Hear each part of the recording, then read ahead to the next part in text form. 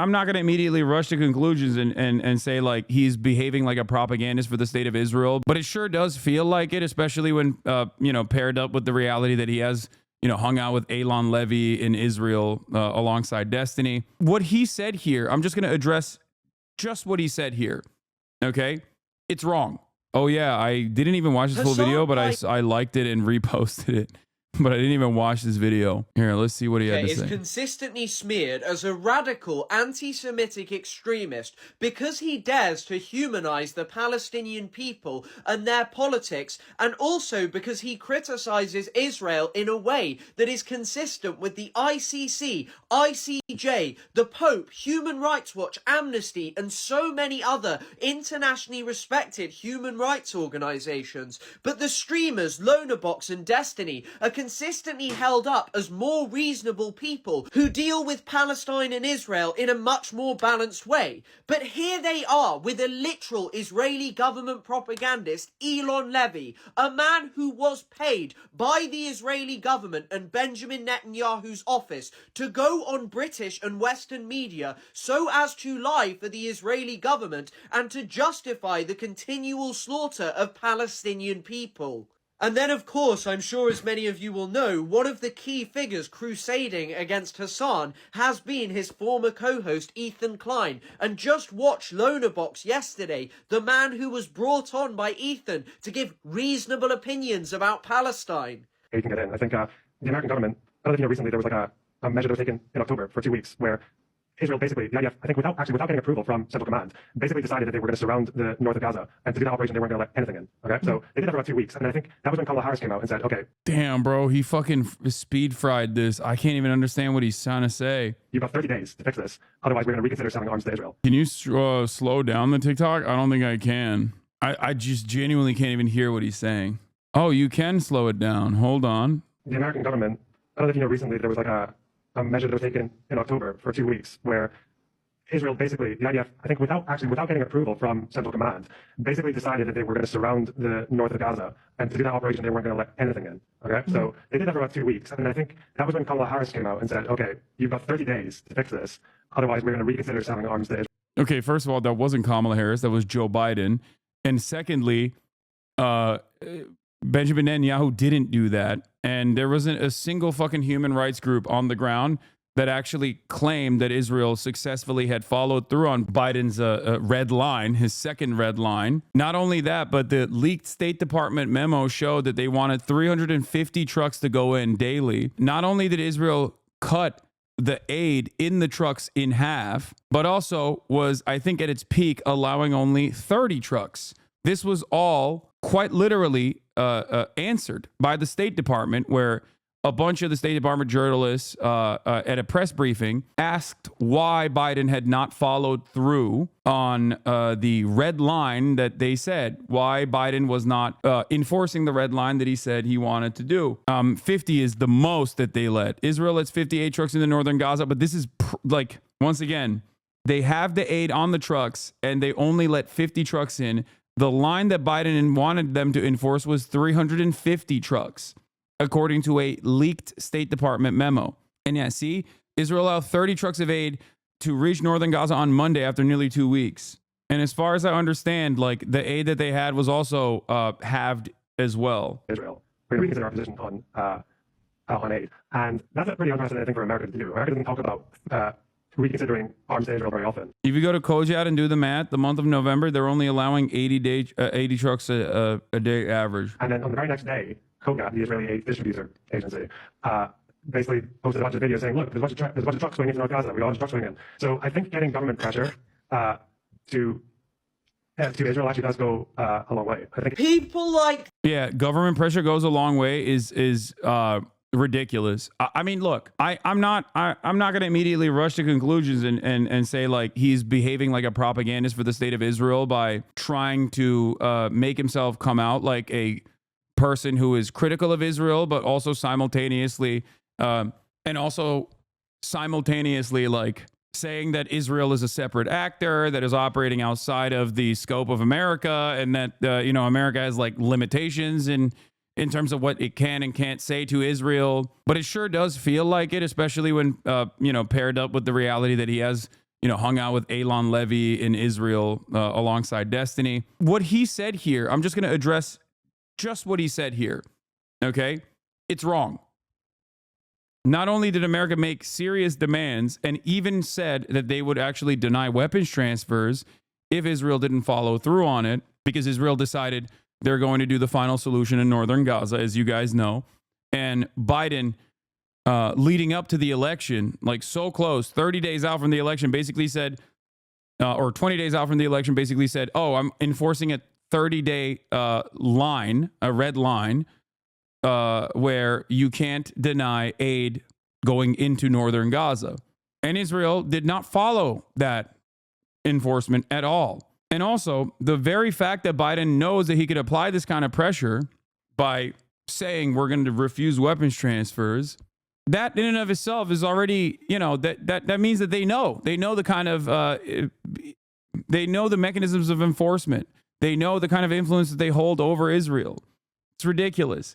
It's all just aesthetic posturing from the Biden campaign, from the Biden administration, sorry, to make it seem like they're trying to do something. It's no different than the fucking Gaza pier. They built that so that they could claim that like they were doing their very best to render aid to the Palestinian population, because everybody understands that it is a clear-cut direct violation of human rights law to refuse to render aid and allow humanitarian aid to go to a civilian area. Okay?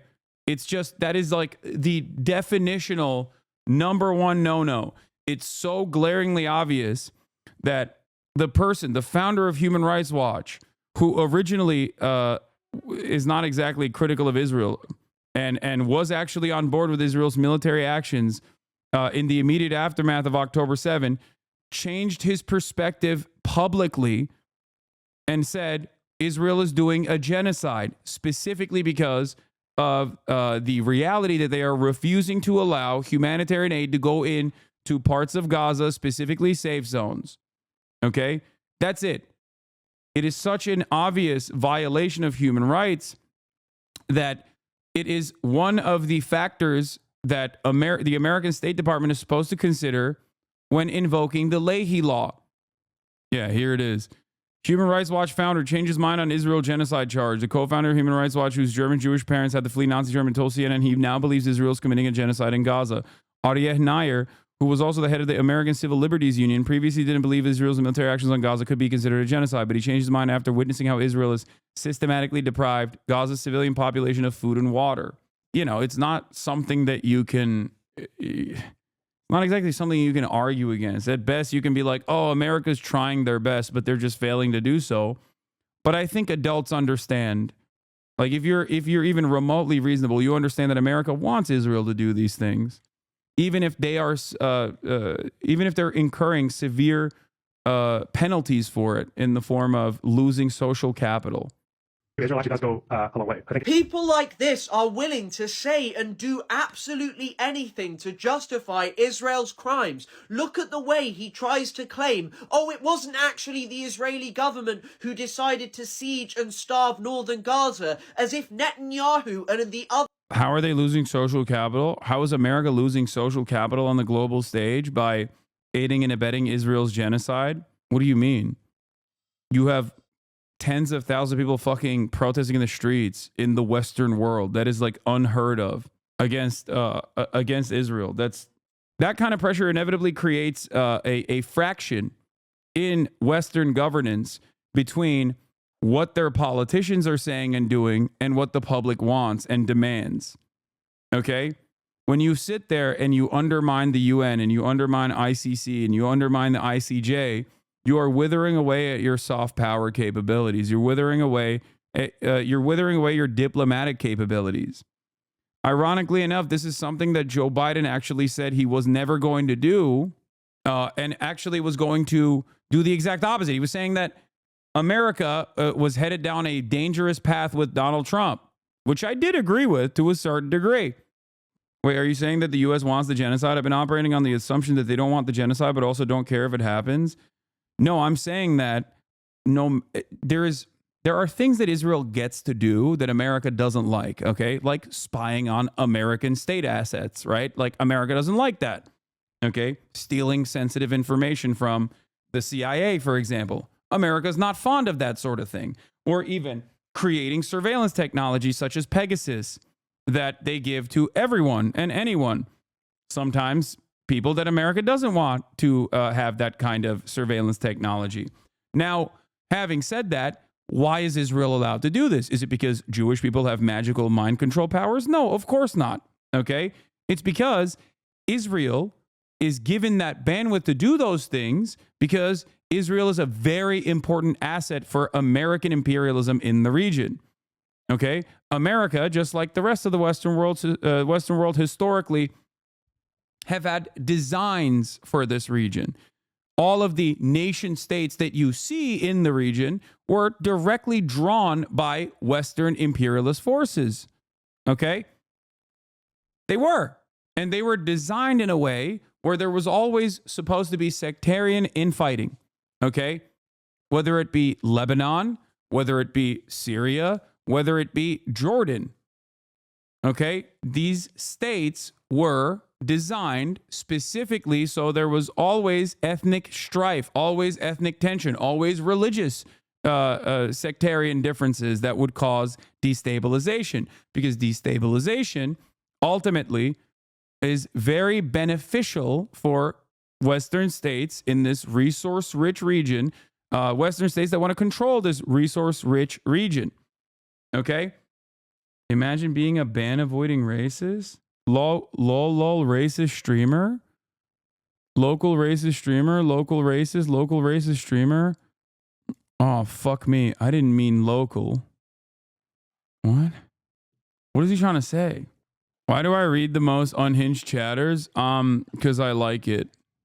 He's saying I'm loco. Anyway, where was I? What was I talking about? I'm forgetting. Others at the top don't know what's going on, and it's just being carried out by a few rogue commanders. And when you listen to what he's saying about how Israel approved aid and that US government pressure worked, no it didn't. Israel did not meet the deadlines that the US government set. And what you should be focusing on in this conversation are the actual... Oh, Israel's bandwidth to do what it wants. Yes. Israel is more valuable of an asset as it is a settler colonial project in its inception. Israel is a more significant asset in the region than any number of these different countries that could actually succumb to the whims of sectarian violence and maybe even a revolution. Historically speaking, some of these Arab countries have even tried to align with the USSR, for example. Big no-no. Okay? Israel, on the other hand, has always been loyal to Western interests. And Israel, especially in the aftermath of the dissolution of the apartheid state of South Africa, has learned very important lessons, such as making themselves so entangled with Western enterprise that it is impossible to divest.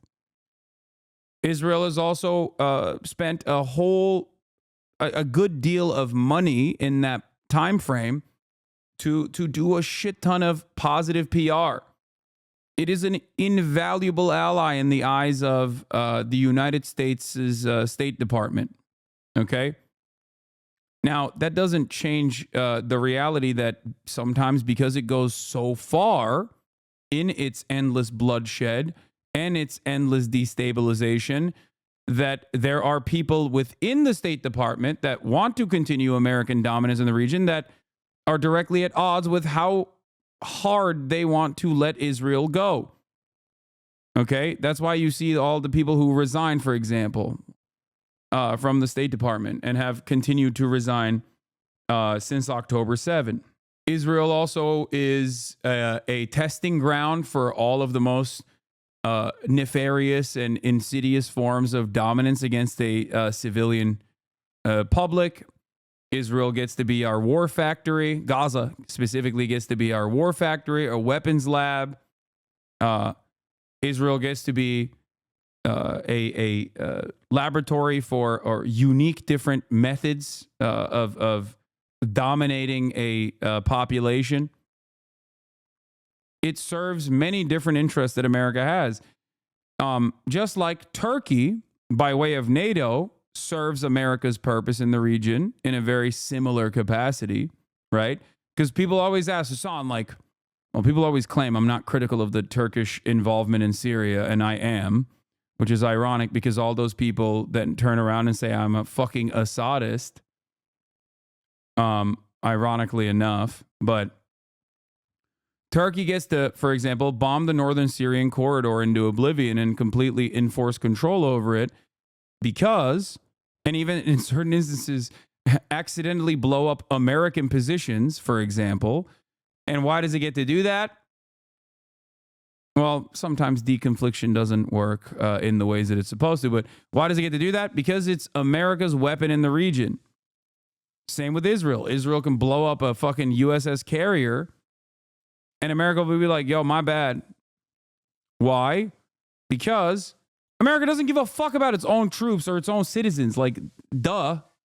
No shit. America gives a fuck about American foreign interests. America gives a fuck about how much money our corporations in the military-industrial complex can make. America gives a fuck about how much our oil producers, our fossil fuel industry, how much money they could make in the region. There's always a bigger picture out there, and Israel plays a very important role in this bigger picture. So make no mistake. That's a bold statement. Yeah, dude, America cared so much about our fucking brave and bold military, our soldiers, our wonderful soldiers, that 22 veterans kill themselves every fucking day when they come back from these parts of the world where they just like engaged in unlimited murder and destruction at the behest of the same interest that I just mentioned, the military-industrial complex and the fossil fuel industry. Yeah, they care so much about these soldiers. You simply just say false shit confidently. Sorry, it's no longer 22. You're right. I think it's 14 now. My bad. My bad. Yeah, I know. I read that article too. Fact check, please. Fact check, please. It's no longer 22. The numbers have been reduced. Hasan, how good does Dan Clancy's dick taste? Wow. Real cool, man. What happened? I thought he was in love with me. Now you're saying I'm in love with him? Is that what happened? Oh, sorry, it's not 14. It's 17. It's not 22, it's 17. So my point is, America obviously doesn't give a shit about its own citizens either. They care about enforcing their they care about engaging in their imperialist desires and in areas where there are resources that must be controlled, that must be extracted. They care about capital. That is the master. So yeah, that's why America lets Israel do whatever the fuck it wants in the area. And I think that a big part of the reason is because we have more important targets in mind. That more important target that we have in mind is China. And you can't have instability in the region if you have any sort of interest in dealing with China. You can't have instability in the Middle East. You have to, by force, dominate your most important ally's thorn on its side. 5 million people that demand sovereignty, understandably. You can't do that. You have to, destroy them first. You have to engage in maybe population transfer, mass ethnic cleansing. That's, I think, America's ultimate goal, is to sick Israel on Israel's enemies, and then inevitably, once the region is somewhat stabilized, continue along with the Abraham Accords, normalize relations with all the other client states that already had informal normalized relations, but formalize those normal relations and move on to, Taiwan. Aid organizations who are saying that almost no aid is reaching northern Gaza, and that last week Israel denied 82 out of 91 attempts to bring aid to that area. But of course, for Lonerbox, he needs to tell you the Israeli government narrative because he's balanced and two-sided. And if you ever wonder why I'm so dismissive of liberal Zionists and people who say, oh, why can't you give the Israeli side? This is the Israeli side. It's just lies to justify the extermination of Palestinian people, or in times where they're not waging a brutal assault on Gaza, it is done to justify keeping Palestinians under an apartheid regime and taking their land constantly. Yep. I, on the other hand, believe that Palestinians deserve dignity and the right to live in the land that they have continually been marginalized in and ethnically cleansed from by the Zionist project. And of course, that means that people like me and Hasan are radical extremists. Yeah. Well, he's not a serious person. The dangers of left-wing anti-Semitism. Yeah, no, it's I'm engaging in a lot of dangerous left-wing anti-Semitism. Thanks, man. One note, dude. No matter what, one note is always the same shit.